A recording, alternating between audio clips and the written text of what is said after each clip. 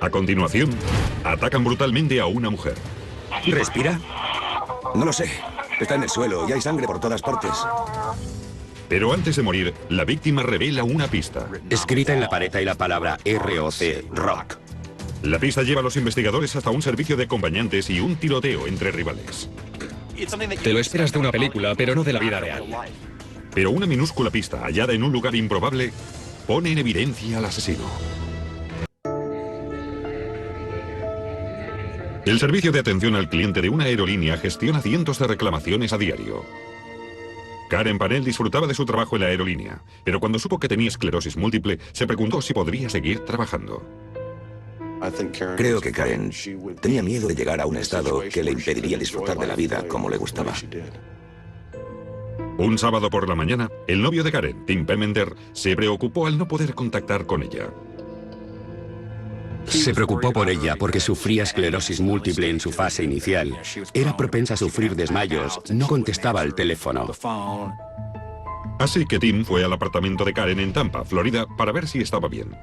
Encontró la puerta entreabierta, se preocupó aún más, entró y a pocos metros la vio yaciendo en el suelo. No se preocupe, la ambulancia va hacia allí. ¿Qué le pasa? No sé. Está en el suelo. ¿Cómo dice? Está en el suelo. ¿Está consciente? No. ¿Respira? No lo sé. Está en el suelo y hay sangre por todas partes. La muerte de Karen se declaró en la escena del crimen. En el apartamento, los investigadores encontraron la caja de una pizza sobre la encimera.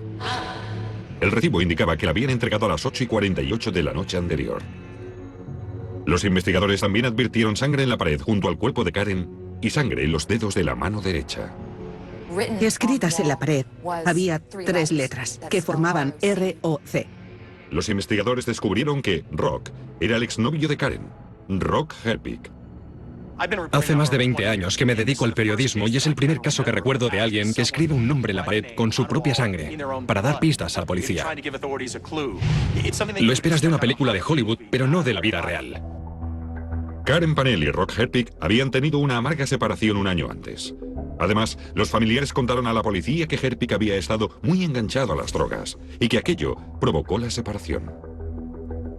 Llamaron varias veces a la policía para que acudiera a su casa por incidentes domésticos. Tuvieron una relación muy turbulenta. La policía interrogó a Rock Herpich el día después de encontrar el cuerpo de Karen. Toda la conversación empezó con: una amiga tuya tiene un problema. Y pregunté: ¿qué amiga?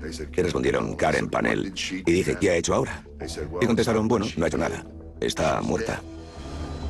Herpich negó toda relación con la muerte de Karen. Rock se sorprendió al vernos. Aseguró que hacía 6 meses que veía a Karen. Me explicaron que mi nombre estaba escrito en la cocina con la sangre de Karen. Pero no era una pregunta, sino una afirmación. No buscaban mi comentario. No querían comentarios, así que no hice ninguno.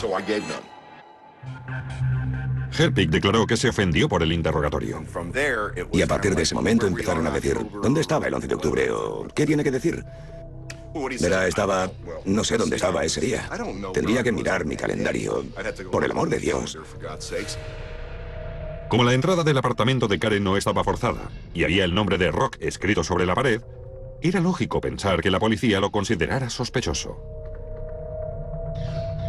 No habían robado nada de la casa. ¿Qué motivo podía haber? Y asumieron que era definitivamente odio hacia Karen. Mis huellas estaban por toda la casa. Había vivido con Karen Pannell durante un año. Compartíamos todas las estancias del apartamento y era comprensible que estuvieran por todas partes. Conocía a Karen, sabía cuáles eran sus hábitos. Con seguridad conocía la casa. Podía entrar en la casa. Karen no se había sobresaltado al verle. En fin, que era un suma y sigue de elementos que nos llevaron a investigarle.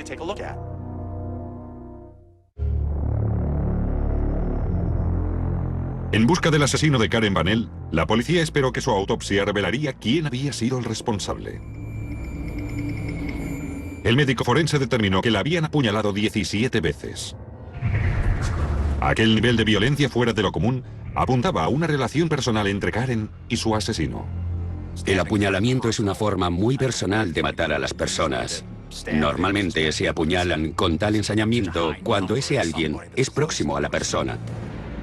Los forenses hallaron epiteliales bajo las uñas de Karen. Desgraciadamente, el test de ADN no era determinante. Eran las peores noticias que podían darnos. Karen era una chica admirable, siempre activa, vivaz y muy inteligente. Era la típica persona llena de vida que se hace querer. La autopsia de Karen Pannell sí que ofreció una contradicción curiosa. Faltaban 3 trozos de la pizza que hallaron en el apartamento de Karen la noche de su asesinato. Pero el forense no los encontró. No había comido pizza. El repartidor declaró que había entregado la pizza a Karen antes de las 9 en la puerta. Por lo que el asesino puede que ya estuviera dentro cuando llegó la pizza o que llegara más tarde. El novio de Karen, Tim Permenter, quien había descubierto el cuerpo, tenía una coartada para esa hora. Estaba con un amigo en una cabaña del lago Moon a 40 kilómetros. Una coartada que cuadraba. La persona que más interesaba a la policía era Rock Herpig, cuyo nombre estaba escrito en sangre junto al cuerpo de Karen. No dije nada, pero es inquietante. Es muy inquietante. Lo es. Pero un análisis más detallado de la autopsia empezó a poner en duda las letras escritas en la pared. Karen había sufrido una herida profunda en la columna vertebral. Una de las puñaladas daña la espina dorsal a la altura de la 8ª vértebra torácica. Lo que significaba que habría quedado medio paralizada. Y las heridas de arma blanca en los músculos del pectoral y la vena aorta hicieron concluir al forense que no había podido escribir nada en la pared. No habría tenido suficiente presión sanguínea y suficiente volumen de sangre para repetidamente hundir el dedo, porque sus dedos no son un bolígrafo. No le sangraba el dedo y tendría que haberlo untado varias veces, así que estaba muerta cuando lo escribieron. Y el análisis de la sangre salpicada reveló que quien escribió sobre la pared lo hizo mucho después del ataque. Había partes de las letras que se habían escrito encima de sangre salpicada. Y esa sangre debajo de las letras no se veía afectada. Eso se explicaba porque la sangre que había salpicado durante la agresión se había secado antes de que escribieran las letras. Y la familia de Karen señaló otra incongruencia. La sangre estaba en la mano derecha de Karen. Al hablar con la familia de Karen, supimos que Karen era zurda y no había sangre en su mano izquierda. No habría escrito nunca una pista en la pared usando la mano derecha. Por eso las autoridades tuvieron más que motivos para pensar que era un truco. Pero si Karen no escribió aquel nombre en la pared, ¿quién lo hizo? Tenía que ser alguien que conociera el nombre del exnovio de Karen y quisiera incriminarle. Pero hacer aquella pintada e intentar hacer creer que fue otra persona quien lo hizo indica claramente que no era su primera vez. No era su primera vez. Y la policía lo sabía. Sabían lo que tenían entre manos. Un posible sospechoso era el exmarido de Karen, Jeff Payne. Karen le estaba pidiendo un aumento de la pensión alimenticia tras haber sabido su diagnóstico de esclerosis múltiple.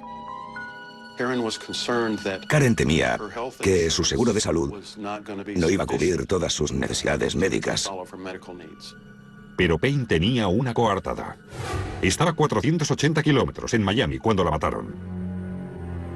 Y la policía descubrió que Karen salía con varios hombres antes de morir. Karen estaba con un piloto de British Airways. Nos enteramos por unos SMS del móvil de Karen. Hola, sexy, ¿qué tal tu día? Te añoro. Acabo de volver de Río. ¿Sigue en pie nuestra cita? El día del asesinato, el piloto estaba fuera del país y fue descartado como sospechoso. Pero otro de los hombres con quien salía tenía un pasado turbulento. Cosas de las que Karen se enteró unos días antes de su asesinato.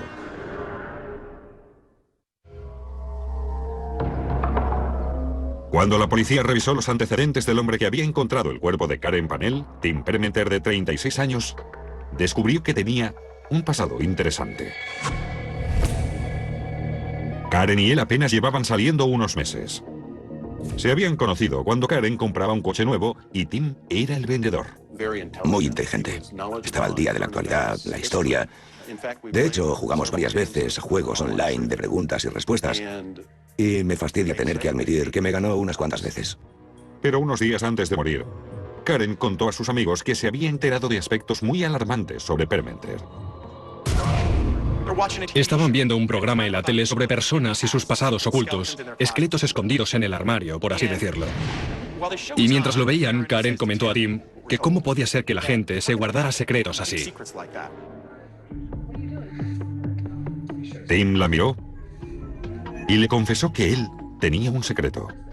Encendió el portátil y se metió en la página web del Departamento de Centros Penitenciarios de Florida. Allí estaba su foto. Había salido de la cárcel hacía un año y seguía en libertad condicional. Tim le dice que es presidiario. Sus antecedentes penales incluyen 16 delitos, incluido un intento de asesinato. Había participado en un tiroteo. Era un criminal. Permenter confesó a Karen que sus antecedentes penales se remontaban a su paso por la universidad. En una ocasión, lo habían arrestado por dirigir una red de prostitución ilegal. Supuestamente tenía una agencia de acompañamiento en Gainesville, Florida, donde está la universidad. El servicio de acompañamiento era una tapadera de prostitución. Mientras dirigía aquel negocio, Permenter se enfureció al saber que otro servicio de la competencia le robaba clientes. Así que él y otro señor fueron a Tallahassee con armas y alquilaron una de esas señoritas de compañía de esa agencia. Y cuando la tuvieron delante, sacaron las armas y le exigieron que los llevara hasta su jefe. Se produjo un tiroteo. Permenter disparó e hirió a su rival y también recibió 2 tiros. Fue directamente del hospital a la cárcel con una condena de 12 años. No es alguien con quien quiera salir. Por supuesto, Karen, cuando comienza a salir con Tim, no sabe nada. Cuando Karen supo la verdad, terminó la relación y empezó a salir con otros hombres. Tim, que era un tipo muy celoso, empieza a fisgar por la casa en busca de pruebas, revisando la basura, registrando sus cosas. Según los amigos de Karen, Tim halló un condón usado en la basura de Karen y se puso furioso. No era la primera vez que Karen tenía problemas con Tim por haber hablado con otros hombres amigos de ella. Recuerdo una noche que hablamos y Karen me contó que Permenter la había intentado estrangular y le respondí que debía ir inmediatamente a la policía e iniciar una orden de alejamiento. Pero Permenter negó su implicación en el asesinato de Karen y tenía una coartada para la noche del crimen. Declaró a la policía que había dormido en casa de un compañero de trabajo en una cabaña del lago Moon a 40 kilómetros de distancia. Pero en el registro de llamadas del teléfono de Permenter había una llamada a su compañero a las 9:32 de la noche, lo que indicaba que no estaba con él todavía y había llamado desde un lugar sospechoso. La llamada telefónica había quedado registrada en una torre próxima al apartamento de Karen. No decía la verdad sobre su paradero mientras llamaba. Es imposible, no estuve allí. La torre repetidora está justo al salir del complejo de apartamentos, así que no te dio tiempo de ir tan pronto. Es imposible. Pero ya la habían matado antes de las 9:30. No sé, no tengo explicación. La policía se concentró entonces en la pizza entregada en el apartamento de Karen a las 8:48 de la noche. Faltaban 3 trozos, pero no hallaron pizza en el estómago de Karen. Rociaron con ninidrina la caja de la pizza, que reacciona con los aminoácidos del sudor y revela huellas dactilares. Se forma una mancha lila que deja ver las huellas en color lila o rojizo en superficies de papel o cajas y otras superficies absorbentes. Varias personas habían manipulado la caja, y aquello causaba problemas potenciales. Es muy difícil rastrear y localizar a todas las personas que han tenido acceso a la caja de pizza, desde que estaba en una estantería hasta el repartidor y el resto de personas. Compararon las huellas con las personas que pensaban que podían estar relacionadas con el caso. Karen, Tim Permenter y el exnovio de Karen, Rock Herbig. Las huellas de Rock no estaban, pero sí las de Tim Permenter. Hemos hablado con Rock. Rock estaba con mucha gente y con su nueva familia política. Yo no la he matado. ¿Cómo puede ser? Estuviste allí e insistes, ¿no? No lo sé. Contradecía su historia. El hecho de que sus huellas estuvieran en la caja indicaba que la había tocado tras la entrega, a menos que tuviera una explicación para aquello, como que era repartidor de pizzas y trabajaba para esa empresa. Pero para juzgarle, los investigadores necesitaban más. Comer pizza no le convierte en asesino.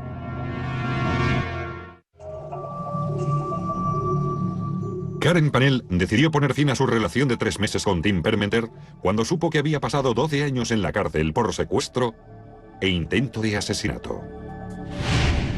Empezó a salir con otros hombres y aparentemente Tim Permenter se enteró. Según los fiscales, aquel era un móvil posible. Seguramente pensó que nadie podía terminar con él, que no toleraba ese trato. Las primeras pruebas de ADN de las células epiteliales debajo de las uñas de Karen no eran concluyentes. Por eso, los científicos recurrieron a un test de ADN más sofisticado con la esperanza de obtener resultados. Un test Y de ADN únicamente analiza el cromosoma Y presente en los hombres. No analiza el ADN de mujeres como las células epiteliales de Karen que podrían estar presentes. Es importante, especialmente cuando se analizan pequeñas cantidades de ADN. Esta vez, resultó. Había ADN en las uñas. Era el de Permenter. Los abogados de la acusación dedujeron que Tim Permenter fue a casa de Karen con la intención de reavivar su relación. Pidieron una pizza que llegó poco antes de las 9. Pero las pruebas indican que Karen nunca comió de aquella pizza. En algún momento, la situación se violentó.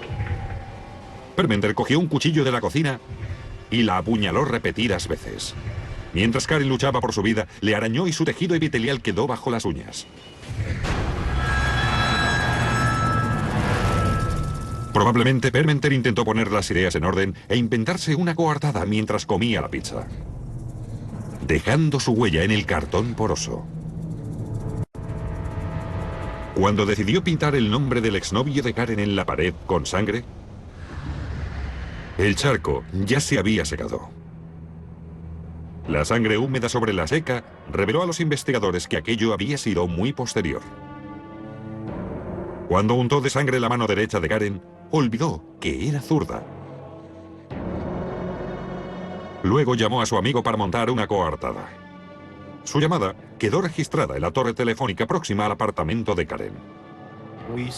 Pedimos una orden para analizar su registro de llamadas y detectamos que la primera llamada de Tim fue hecha a las 9:32 cerca de la casa de Karen Pannell.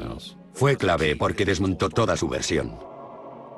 A la mañana siguiente, Tim regresó a casa de Karen, llamó a la policía y simuló una puesta en escena diseñada para despistar a los investigadores. Está en el suelo y hay sangre por todas partes. ¿Por todas partes? Está lleno. Dígame, ¿de dónde viene? No lo sé. Si hubiera intentado sentarse, sin importar las heridas, la sangre que fluía de la aorta lo habría dificultado o impedido. Habría caído hacia atrás inmediatamente. Tim Permenter fue juzgado y condenado por asesinato en primer grado con una sentencia de cadena perpetua, sin condicional. Curiosamente, no agradeció que el juez le perdonara la vida.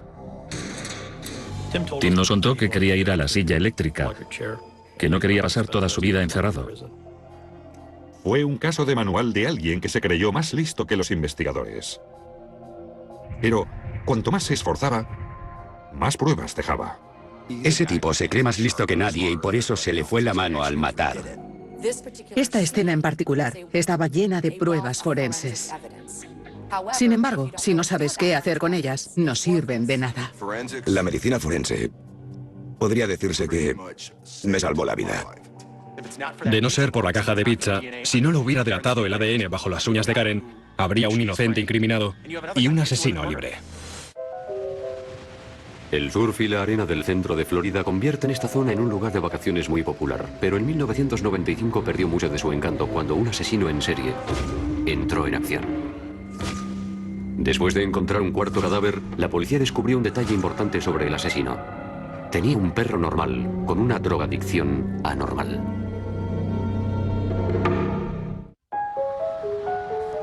Tampa, Florida, es conocido como centro turístico, pero también sufre más tormentas que ningún otro lugar de Estados Unidos. El nombre Tampa procede de la palabra del calusa nativo americano que significa relámpago. Donde hay turismo, hay prostitución. El 20 de octubre de 1995, un repartidor de pizzas encontró el cuerpo desnudo de una mujer blanca cerca de Clearwater. Wendy Evans, de 42 años, era una cocainómana que acababa de salir de una clínica psiquiátrica. Fue vista por última vez haciendo autostop en una zona frecuentada por prostitutas. Wendy había sido golpeada y estrangulada, pero no había señales de agresión sexual. El cuerpo había sido arrojado allí, y todo parecía indicar que la habían matado en otro lugar. Evidentemente, una tormenta borró cualquier posible huella. De todas las cosas que normalmente suele llevar una persona vestida, no esperábamos encontrar mucho. Así que íbamos a tener que recurrir a todo lo que estuviera a nuestra disposición, desde exámenes en el microscopio hasta energía eléctrica, para intentar iluminar los materiales microscópicos que no podíamos ver con los ojos. Los investigadores utilizaron luz luma para examinar el cuerpo. Es una luz de alta intensidad, mayor que la luz del sol, que hace que brillen o que se hagan luminosas las fibras hechas por el hombre. Consideramos que era importante utilizar una fuente de luz, como en este caso la luz luma, debido a su poder para investigar, porque a pesar de que fuera de día y que fuera al aire libre, nos permitía registrar la zona y buscar posibles pruebas en el cuerpo de la víctima. La luz luma descubrió varias fibras pequeñísimas en el cuerpo de Wendy Evans, que fueron llevadas a analizar al laboratorio. La luz luma también reveló unos pelos de perro. Y a unos 2 metros de donde fue hallado el cuerpo, había otra pista potencial, como consecuencia de la lluvia. Una huella de neumático. Utilizando argamasa dental que endurece rápidamente dentro de un molde flexible, la policía hizo un molde de la huella y después una fotografía para analizarla. El dibujo del neumático era muy claro, lo cual quería decir que era un neumático relativamente nuevo en el que había una pequeña piedra incrustada. Tan solo un mes después, la policía encontró otro cadáver. 2 adolescentes vieron el cuerpo desnudo de Peggy Darnell, una prostituta de Clearwater de 40 años que había sido abandonada en un bosque cerca de la carretera. Llevaba muerta al menos una semana, o quizá más. El cadáver estaba tan descompuesto que no fue posible encontrar prueba alguna. La policía creía que los crímenes habían sido cometidos por el mismo asesino y buscaron rápidamente otros crímenes similares de casos archivados. Encontraron otro caso sin resolver. 16 meses antes, el cuerpo desnudo y descompuesto de la dona Jean Stellar apareció en una parcela vacía en el centro de Clearwater. La causa de la muerte, al igual que en los otros casos, había sido estrangulamiento.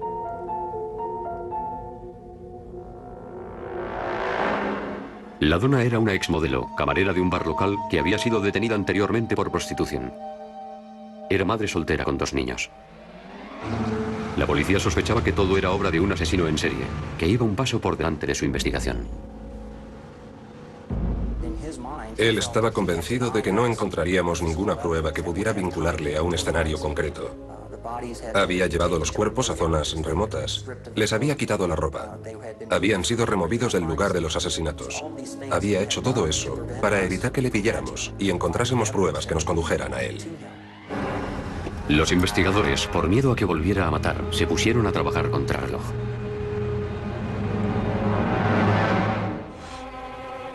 En el otoño de 1995, la policía de Clearwater, Florida, tenía 3 casos de mujeres asesinadas. Los cuerpos desnudos habían aparecido en lugares desérticos. Con el paso del tiempo entre estos 3 asesinatos, la policía comprendió que se trataba de un asesino que vivía en la zona, y no de un turista. Los asesinos en serie suelen buscar a sus víctimas cerca de donde trabajan o viven. Aunque las víctimas estaban desnudas, el asesino dejó algunas huellas. Los científicos analizaron las fibras encontradas en el cuerpo de Wendy Evans. El especialista en fibras, Jerry Cirino, descubrió que la mayor parte eran de nylon, pero que había alguna de poliéster. Todas eran triangulares, o de forma trilobal. Y todas estaban teñidas del mismo color, rosa. Sin embargo, este descubrimiento no llegó a tiempo para salvar otra vida. El 18 de enero de 1996 apareció una 4ª víctima. Cindy Pugh, de 27 años, que acababa de trasladarse a Clearwater desde Maine, fue golpeada y estrangulada y su cuerpo apareció tirado en una zona industrial cerca de un contenedor. Nuevamente se recurrió a la luz luma y nuevamente aparecieron las fibras rosas.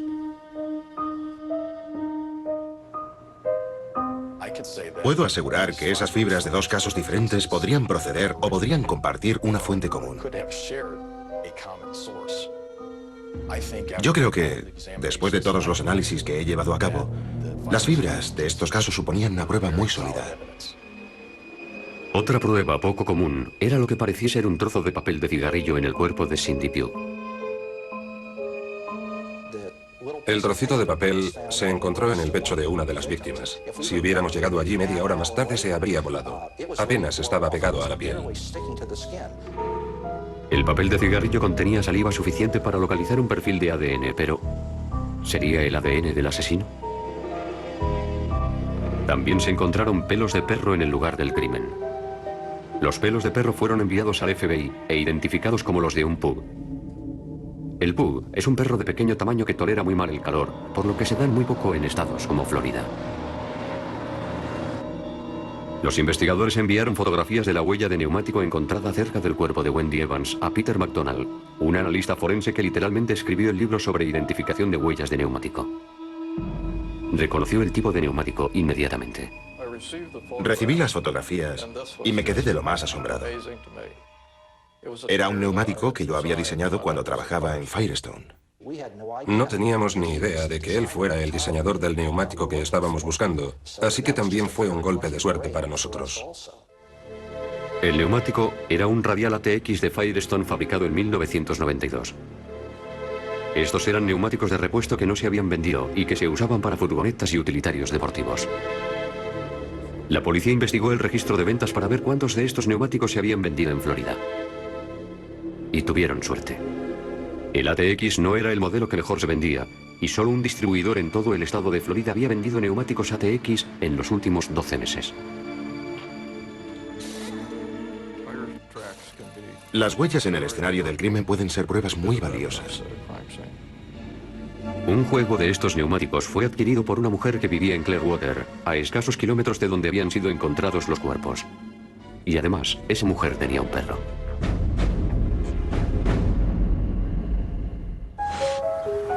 Los investigadores de Florida iniciaron la búsqueda de un asesino en serie que supuestamente conducía un vehículo con neumáticos radiales ATX de Firestone. La policía averiguó que una mujer que vivía en la zona, Terry Jo Howard, había comprado unos neumáticos radiales ATX de Firestone unos meses antes de producirse los asesinatos. Terry Jo vivía con su novio de 41 años, James Randall. Fuimos a su dirección de Belcher Road de noche y uno de los detectives examinó el vehículo a escondidas e identificó los neumáticos como radiales ATX de Firestone, tal y como había dicho Peter McDonald.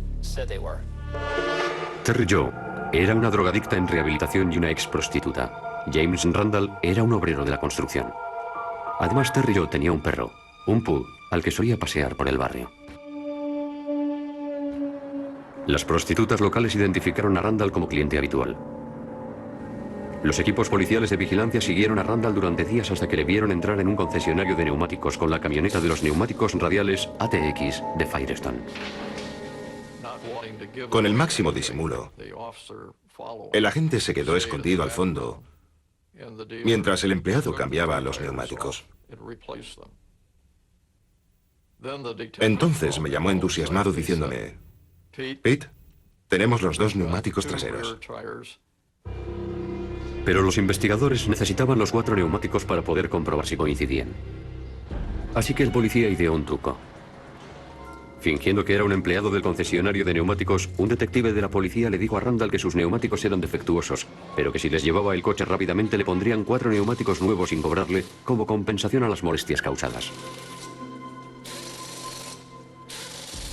Esa misma tarde, Terry Jo Howard se presentó allí con James Randall y les pusieron 4 neumáticos nuevos que previamente había adquirido la policía. Y los nuevos neumáticos que instalaron en el coche de Randall estaban marcados.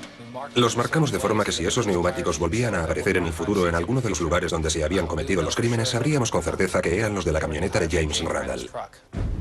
Peter McDonald examinó los 4 neumáticos originales del vehículo de Randall. Los neumáticos tenían una especie de surcos, pequeñas estrías en el dibujo que se agarran al piso para evitar que los coches hagan hidroplaning. Los surcos de los neumáticos de James Randall coincidían con las fotos del escenario del crimen.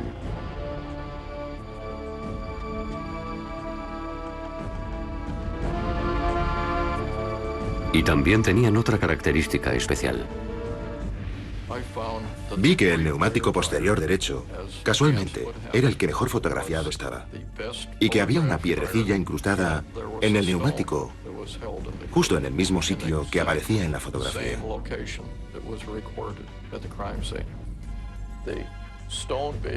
La piedrecilla encontrada en el neumático permitió una identificación positiva. Pero la policía quería conseguir todas las pruebas posibles y querían examinar el pelo del perro de Terry Jo Howard.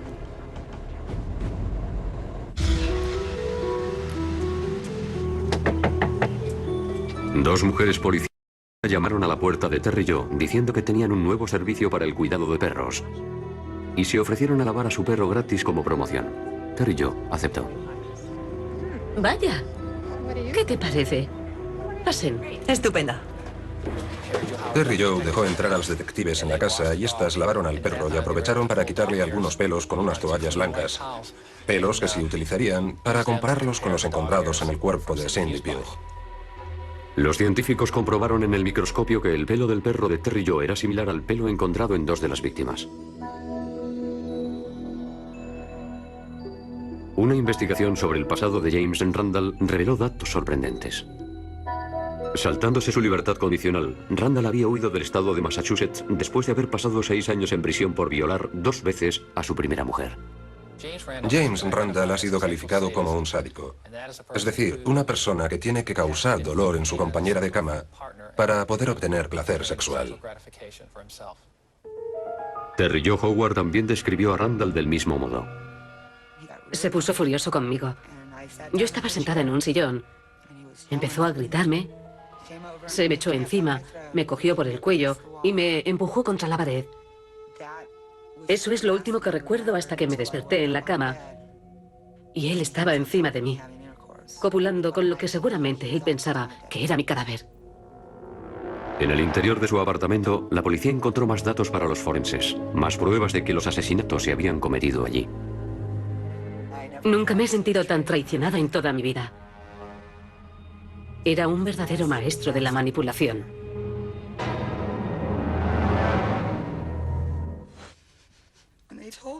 Cuando me dijeron que creían que Jimmy era el asesino de todas esas chicas de la zona, me impresioné tanto que empecé a gritar.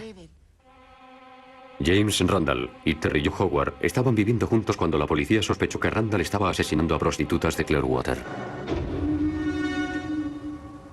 Yo creo que a él le gustaba la vida que llevaba conmigo. Teníamos una buena vida. Creo que ninguno de los dos habíamos tenido una vida tan buena anteriormente.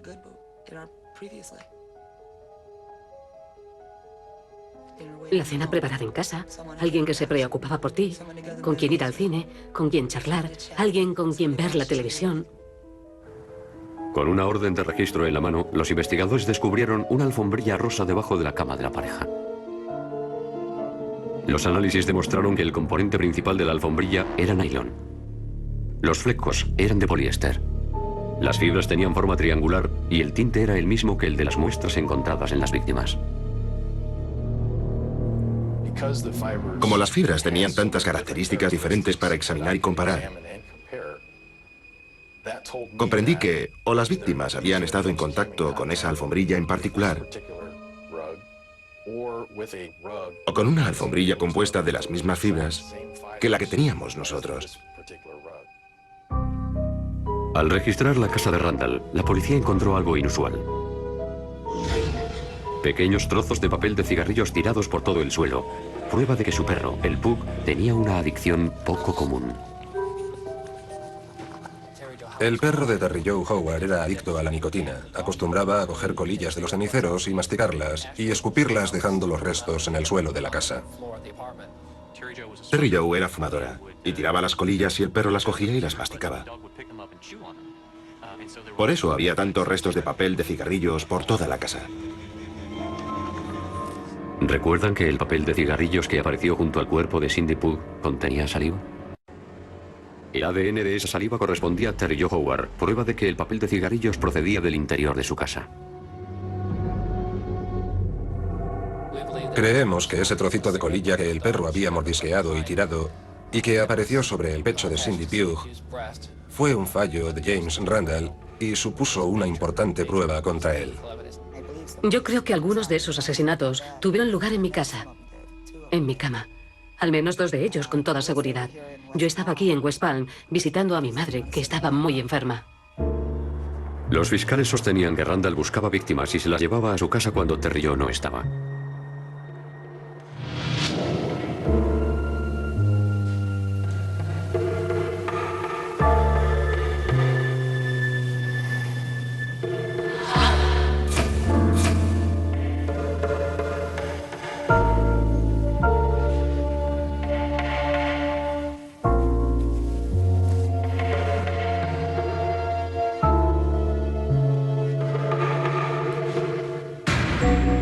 Sobre la alfombrilla rosa, Randall satisfacía sus instintos sádicos.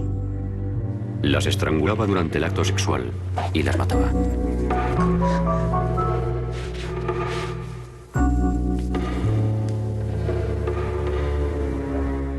Allí era donde las víctimas recogían las fibras de la alfombrilla y los pelos de perro, que más tarde se descubrieron en los cuerpos gracias a la luz Luma. El papel de cigarrillos con el ADN de Terry Joe que había chupeteado el perro apareció en el cuerpo de Cindy Pugh. Cuando Randall se deshizo del cadáver de Wendy Evans, su camioneta dejó una huella de neumático en la tierra. Terry Joe le echó en cara todo esto cuando fue a verle a la cárcel. Le miré y le dije, ¿por qué a mí no, ¿Por qué a mí no, Jimmy? Y él me miró y se echó a llorar. No quería que nadie oyera lo que iba a decirme, que fue, mataba a las otras para no matarte a ti. Durante el juicio, la primera mujer de James Randall testificó contra él. Su descripción del sadismo de Randall fue escalofriante. Me dijo que me tumbase y me ató las manos a la espalda con los cordones de mis zapatos. Y en aquel momento no sabía si iba a salir viva de aquello. James Randall fue declarado culpable del homicidio de Wendy Ann Evans y de Cynthia Jean Pugh, y fue condenado a 2 cadenas perpetuas consecutivas. Realmente quería verle morir por lo que había hecho. La cadena perpetua no es suficiente para ese hombre. Él quería matarlas. Sabía que iba a matarlas. Y después, cuando me enteré de todo y hablé con él, no pareció darle importancia.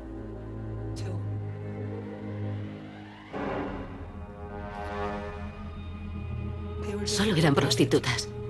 Solo eran drogadictas. Solo eran mujeres.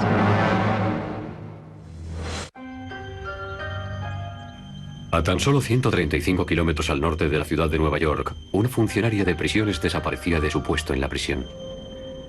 No había ningún rastro de ella dentro de la prisión. Nadie, de entre los reclusos ni de los guardias, sabía dónde había ido ni había informado de haber visto nada sospechoso.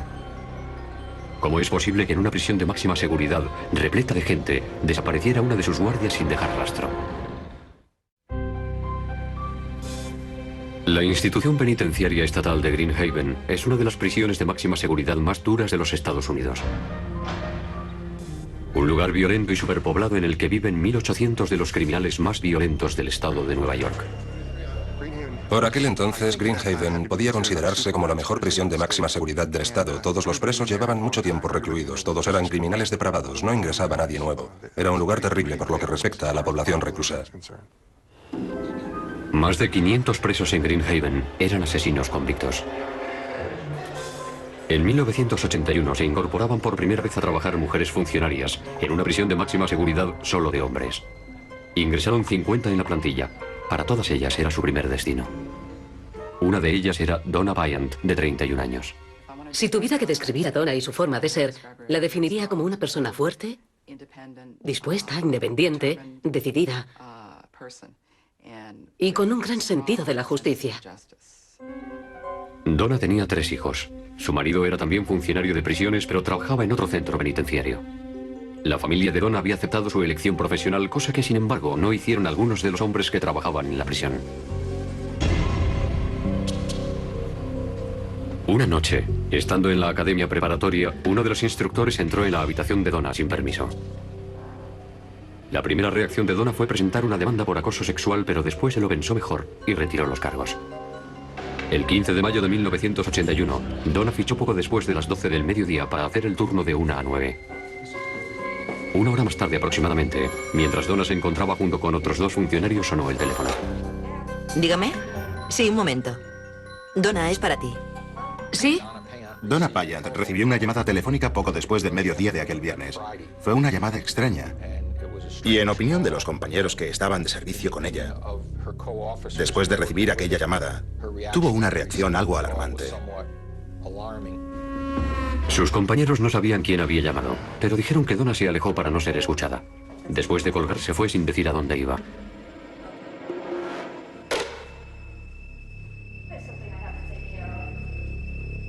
Donna Payant estaba alterada. No alterada en el sentido de que estuviera nerviosa, sino como si estuviera enfadada. Sus palabras fueron: voy a terminar con esto, se va a acabar aquí y ahora, o algo por el estilo, y después se fue hecha una furia.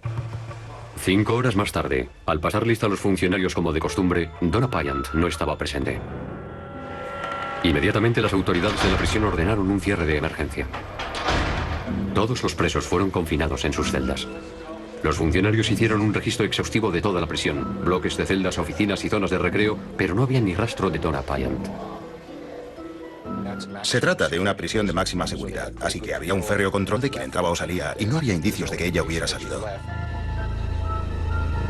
Al amanecer del día siguiente, los responsables de la prisión recibieron una terrible noticia. En un basurero cercano donde diariamente se vertía la basura de toda la prisión, unos operarios habían encontrado el cuerpo completamente mutilado de una mujer rubia vestida con un uniforme de funcionaria de prisión. El cuerpo se hallaba dentro de una bolsa de basura. Al día siguiente de la desaparición de Donna Payant, llamaron a su familia para que acudiera a la prisión de Green Haven. Al llegar allí nos recibieron unos funcionarios a los que ya conocía y, aunque no lo dijeron, me imaginé que algo malo había pasado. Así que entramos y nos dijeron que estaba muerta y que la habían encontrado en un vertedero cercano. El cuerpo hallado en el vertedero fue identificado como el de Donna Payant. Se había convertido en la primera mujer funcionaria de prisiones muerta en acto de servicio en la historia de los Estados Unidos. El cuerpo tenía marcas de ataduras alrededor de las muñecas y el cuello. La causa de la muerte fue estrangulamiento. Había también indicios de haber sufrido abusos sexuales. Mi padre se quedó muy afectado y nunca llegó a superarlo. El cuerpo había pasado a través del compactador de un camión de basura. Según los investigadores del caso, el cuerpo había sido depositado en un cubo de basura de la prisión, el cual a su vez había sido vaciado dentro del camión de la basura que daba servicio a la prisión. Una vez en el basurero, el cuerpo había sido arrollado por el bulldozer que se ocupa de nivelar la basura y aplanar la superficie. Todos los huesos de su cuerpo estaban rotos. Estaba toda cubierta de desperdicios, basura, porquería y humedad, ya que se trataba de un vertedero con mucha humedad. Así que todas las pruebas que se hubieran podido encontrar habrían estado contaminadas por toda esa clase de materiales que cubrían su cuerpo. Si el cuerpo de Donna Payant había salido de Green Haven junto con la basura de la prisión, el asesino tenía que ser alguien del interior de la prisión, con más acceso del que normalmente tienen los presos.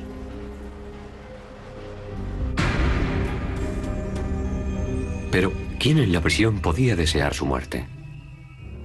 ¿Estaba acosándola alguno de los reclusos? ¿Se había excedido aplicando medidas disciplinarias con alguno de ellos? ¿Había algún motivo por el que algún recluso hubiera querido atacarla? Además de tener acceso, para poder cometer el asesinato, un recluso habría tenido que actuar sin ser visto. Como los guardias de la prisión gozaban de esa libertad de movimientos, se convirtieron en el centro de atención de la investigación. Justo 3 días antes de su muerte, unos testigos habían visto a un guardia envuelto en un acalorado enfrentamiento físico con Donna Payant. Cuando ella se dio la vuelta para alejarse de aquella acalorada discusión, vieron cómo él por la espalda le daba un empujón en el hombro. Estaba muy alterado. Y pronto se descubrió que aquel guardia era uno de los muchos en Green Haven que tenían algo que ocultar. Dentro de la prisión había gente que tenía motivos para matar a Donna. Debido a todas las actividades ilegales que se estaban llevando a cabo en Green Haven desde hacía mucho tiempo, cuando Donna murió, allí había gente que no solo tenía motivos, sino también la capacidad de cometer un crimen semejante. Esas actividades habían sido reveladas en un informe oficial hecho público tan solo 2 semanas antes del asesinato de Donna Payant. Los guardias de Greenhaven eran sospechosos de tener una actitud negociadora con los presos. Algunos guardias estaban vendiendo drogas e incluso proporcionando prostitutas a los reclusos. Un entramado protegido por un pacto de hermandad mantenido en secreto durante años. Pero algunas de las nuevas incorporaciones femeninas como Donna Payant no quisieron formar parte de la trama. Y el hecho de que anteriormente Donna Payant hubiera presentado cargos por acoso sexual hizo que todos la tacharan de soplona. Estaba considerada como una persona que, cuando había problemas, informaba de ellos. O si veía actividades ilegales, hacía todo lo posible por denunciarlas y sacarlas a la luz. Durante la autopsia practicada a Donna Payant, el médico que la examinó no solo descubrió que había sufrido abusos sexuales con extremada brutalidad, también descubrió lo que parecían ser marcas de mordiscos. Una de ellas era una herida en forma de media luna en el pecho, especialmente reveladora. Viendo las marcas, resultaba evidente que 2 de los dientes habían incidido de forma más profunda que los otros. Sin duda no eran los mejores dientes del mundo. Recuerdo que me pareció que no tenían una forma muy perfecta. La huella del mordisco, las marcas de cuerdas, el estrangulamiento y la brutalidad de los abusos sexuales. Todo parecía indicar que el asesino ya había matado antes. No era su primer asesinato. Pero ¿quién podía tener un historial de homicidios como este? ¿Y quién en Greenhaven podía estar tan enfadado con Donna Payant como para querer no solo su muerte, sino además matarla de una manera tan brutal? El cuerpo de Donna Payant fue hallado aquí, en el basurero de Amenia, a unos 70 kilómetros de la prisión. Las noticias del asesinato de Donna Payant enseguida corrieron como la pólvora por todo el estado de Nueva York. La huella dejada por la marca del mordisco en el cuerpo de Donna Payant fue fotografiada y enviada al Dr. Lowell Levine, odontólogo forense. Cuando el Dr. Levine analizó la huella, inmediatamente llegó a 2 conclusiones. En primer lugar, estaba seguro de que la marca correspondía a una huella de mordisco. Y en segundo lugar, el Dr. Levine se dio cuenta de que ya había visto antes esa misma huella de mordisco. Pensé, qué curioso, acababa de ver eso mismo hacía un par de días en una conferencia que había dado sobre un caso en el que había trabajado hacía 4 años en Schenectady, Nueva York. Era el caso de una mujer de 30 años llamada Mary Lee Wilson, que había sido estrangulada con una cuerda, brutalmente violada y mordida. Enseguida el Dr. Levine se hizo una pregunta lógica. ¿Sería el asesino de Mary Lee Wilson un recluso de la prisión en la que trabajaba Donna Payant? Pensé, un momento, Lemuel Smith tiene que estar en prisión y habría podido tener acceso a esa mujer. La respuesta era sí. Lemuel Smith, de 39 años de edad, estaba internado en la penitenciaría estatal de Greenhaven. Había confesado el asesinato de Mary Lee Wilson y el de otra mujer. Las 2 víctimas habían sido asesinadas de la misma manera. En ambos casos se trataba de asesinatos firmados. Pero durante los 4 años que había estado en prisión, Lemuel Smith fue un preso modelo. Había descubierto la religión, se hizo monaguillo y ascendió hasta convertirse en el ayudante del capellán. Este nuevo puesto había permitido a Smith disfrutar de una enorme libertad dentro de la prisión, una libertad de la que la mayoría de los reclusos no gozaban. Es absolutamente imposible que yo la matara. La mujer había sido mordida. Se supone que había sido sodomizada, ¿sabe? Es un corredor con mucho movimiento. La funcionaria fue sodomizada. Luego la ataron y luego la pusieron en bolsas de basura. Y luego se supone que la metieron en un cubo de basura. Me imagino que nunca has intentado levantar el cuerpo de un muerto, pero es el doble de peso. Demasiado peso. Es imposible. No hay forma de hacerlo. Pero las autoridades de la prisión encontraron pruebas de que anteriormente Smith había tenido contactos con Donna Payant y que entre los dos había surgido una cierta amistad. Por supuesto que conocía a Donna Payant. Trabajaba en mi bloque. Eso es todo. Donna Payant había tenido contactos con Lemuel Smith en relación con un objeto. Creo que se trataba de un joyero que quería que le hiciera. Lemuel Smith, mientras estuvo en prisión, hacía de vez en cuando trabajos de talla en madera. En el expediente penitenciario de Lemuel Smith, los investigadores encontraron un informe del Dr. Svi Klopot, un psiquiatra que había examinado a Smith 4 años antes. Después de entrevistarle me dijo, doctor, quiero que me haga un favor. Quiero que se asegure de que nunca saldré de aquí, porque lo volvería a hacer. No podría evitarlo. Yo nunca confesé nada. Hice una declaración. Una declaración mientras estaba drogado, ¿sabe? Que se supone que era para el psiquiatra. El Dr. Klopot diagnosticó a Lemuel como un paranoico esquizofrénico con trastorno de personalidad. Advirtió a los responsables de la prisión que si no recibía cuidados psiquiátricos, Smith volvería a matar. Nadie tuvo en cuenta aquella advertencia, cuando a Smith le fue concedido un régimen especial de libertades como consecuencia de sus obligaciones pastorales. Tenía varias oficinas a su disposición con teléfonos, y él era la única persona que realmente podía utilizar aquella oficina. Cuando los investigadores registraron el despacho del capellán, todo parecía estar perfectamente en orden. Un examen más minucioso reveló que aquella habitación había sido limpiada recientemente. Habían fregado el suelo con un agua no muy limpia, pero resultaba evidente que lo habían hecho y que lo habían hecho hacía poco. En un armario de la oficina, los investigadores encontraron varios cabellos rubios.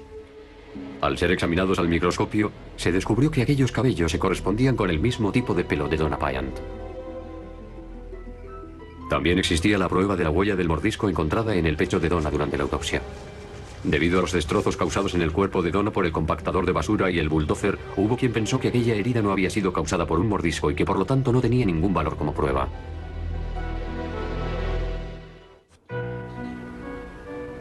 En algún lugar, en el interior de los muros de la penitenciaría estatal de Greenhaven, se escondía el asesino de la funcionaria de la prisión, Donna Bryant. Algunos reclusos dijeron a los encargados de la prisión que el guardia que había sido visto peleando con Donna 3 días antes de su muerte era el responsable. Al ser interrogado el guardia acerca del asesinato de Donna, este admitió haber estado vendiendo cocaína a los reclusos, pero también declaró no tener nada que ver con el asesinato de Donna. El otro sospechoso era un preso llamado Lemuel Smith, cuyos crímenes anteriores se parecían mucho al asesinato de Donna Bryant. Quienquiera que hubiera matado a Donna además la había mordido, dejándole una inconfundible huella de mordisco en el pecho. La herida de mordisco había sido provocada por los dientes inferiores de una persona, alguien a quien le faltaba uno de los 4 incisivos de abajo. A Lemuel Smith le faltaba uno de los incisivos inferiores. Este hueco se puede medir, de la misma forma que se puede medir el hueco que hay entre los demás dientes. La foto de arriba corresponde a la huella de mordisco encontrada en el cuerpo de Mary Lee Wilson, la mujer que Smith admitió haber matado. En el centro se ve la marca de los dientes de Lemuel Smith en un molde de cera. Y en la parte de abajo está la huella de mordisco encontrada en el cuerpo de Donna Bryant. Al compararlas, se puede ver claramente el espacio entre los incisivos inferiores de la derecha. En los 3 casos, las medidas y el ángulo de los dientes son exactamente iguales. Pero si Lemuel Smith había matado a Donna Bryant, ¿cómo lo había hecho? ¿Y por qué? Lo hizo siguiendo exactamente el mismo procedimiento que en los asesinatos anteriores. Primero se sentía atraído por ella, luego al parecer creía que ella podía estar interesada por él. La veía como una amiga especial o alguien que realmente se preocupaba por él y le hizo un regalo, siguiendo así exactamente el mismo esquema que antes. La clave, según los psiquiatras, era el joyero que Lemuel Smith había hecho para regalar a Donna Bryant. Según la teoría policial, la llamada telefónica que recibió justo antes de su muerte era de Lemuel Smith, que llamaba aprovechando la privacidad de la oficina del capellán. Una llamada personal de un recluso habría resultado embarazosa para una guardia novata como Donna Bryant. Los otros guardias dijeron que Donna parecía alterada después de aquella llamada y que se había marchado bruscamente. Al llegar a la oficina del capellán, puede que tuvieran una discusión, o puede que Donna le hubiera rechazado, o hubiera rechazado su regalo.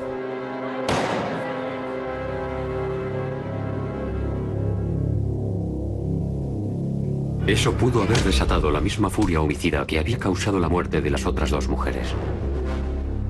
Después, puede que abusara sexualmente de ella, la estrangulara y en algún momento la mordiera. Aquel día no estaba el capellán. Y Smith habría tenido la oportunidad perfecta para cometer el asesinato, envolver el cuerpo en bolsas de basura y limpiar la habitación. La limpieza fue hecha con esmero, salvo por unos cabellos que al barrer inadvertidamente fueron a parar al armario. Por otra parte, Smith tenía el suficiente acceso dentro de la prisión como para llevar el cuerpo al contenedor de basuras sin ser visto. En enero de 1983, Lemuel Smith fue condenado por el asesinato de Donna Bryant. Y en la actualidad pasa 23 horas al día en una celda de aislamiento. Lemuel Smith sigue negando su culpabilidad e insiste en que se trata de un complot urdido por los guardias de la prisión. No soy políticamente correcto, soy un criminal, ¿vale? Tengo un pésimo expediente, ¿vale? Nadie diría nada bueno de mí, porque sería ir contra el sistema. Y Lowell Levine Esos expertos, en mi opinión, la verdad depende de tu honradez como persona. Uno es honrado según las pruebas que haya para llegar a esa conclusión, ¿verdad? Y este ha sido un caso deshonesto. Me gustaría escupirles en la cara. En cuanto a la huella de mordisco, él afirma que fue una herida causada por el compactador de basura y por el bulldozer en el vertedero. Y que los implicados en el supuesto complot mencionado manipularon el informe para que pareciera la marca de un mordisco. Como puedes ver, las marcas coinciden. ¿Quieres decir que esa coincidencia ha sido manipulada? Claro que lo veo. Cualquiera lo puede ver. Pero no es la marca de un mordisco. Tenemos un cuerpo que ha sido metido en un compactador, completamente machacado. ¿Y lo único claro y que se distingue es la marca de un mordisco? Venga ya. Tendría que estar desfigurado, a menos que lo hicieran después. La hermana de Donna Bryant apoya esa afirmación. Ella también está convencida de que fueron unos guardias de la prisión los que cometieron el asesinato de su hermana y que luego lo encubrieron. No me acabo de creer que un recluso decidiera matar a una funcionaria de una prisión de máxima seguridad en mitad de la prisión, en mitad del día. No me lo creo. Y no es posible. Jamás había ocurrido antes y tampoco ha ocurrido después. Yo no lo hice.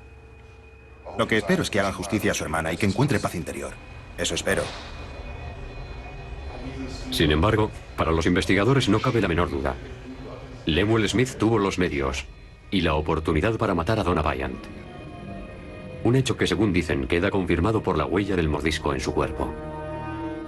Cometió el mismo crimen en 3 ocasiones distintas con 3 mujeres diferentes. Y debió pensar, lo he vuelto a hacer. Y por eso le cogieron. Frente a la prisión de Green Haven, ahora se yergue una lápida conmemorativa, como recordatorio del brutal asesinato de Donna Bryant.